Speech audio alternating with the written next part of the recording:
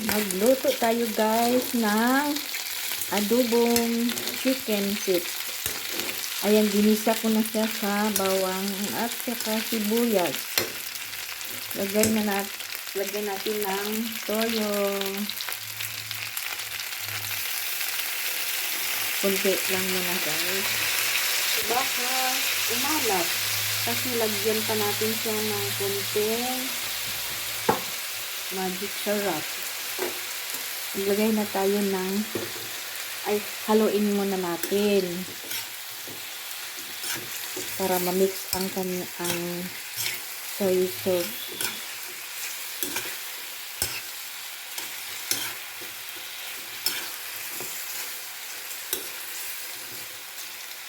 Pinakuluan ko na yung guys, yung chicken feet. Pinakuluan ko tapos tinapon ko yung niya, tubig, sabaw.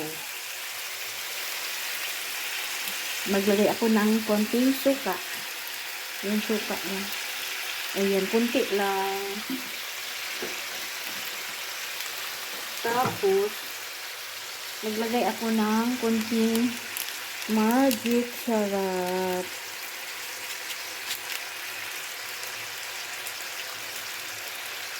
Tapos, maglagay na tayo ng water para lumambot pa siya. Ayan, para lumambot pa ng husto. Tapos, atin mo na siyang takpan. Takpan muna natin siya. Ayan. Ating silipin guys. Ayan, kumulo na siya at maglagay ako ng paminta. Konting paminta. Wala akong laurel. Tapos haluin ko muna siya.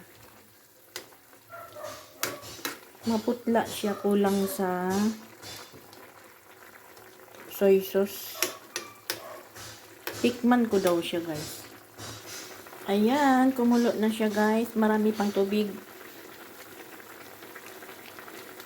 Maputla siya. Dagdagan ko ng saya, ajinomoto, oyster sauce.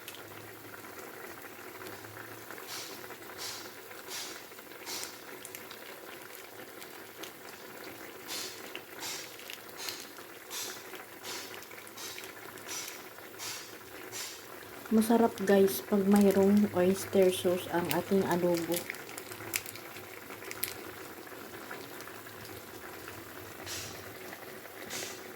Haluin natin. Ayan lang siya. Ganun lang. Patuyuin na lang siya ng konti para lumambot ang chicken feet. Kaya ayan na guys. Thank you for watching.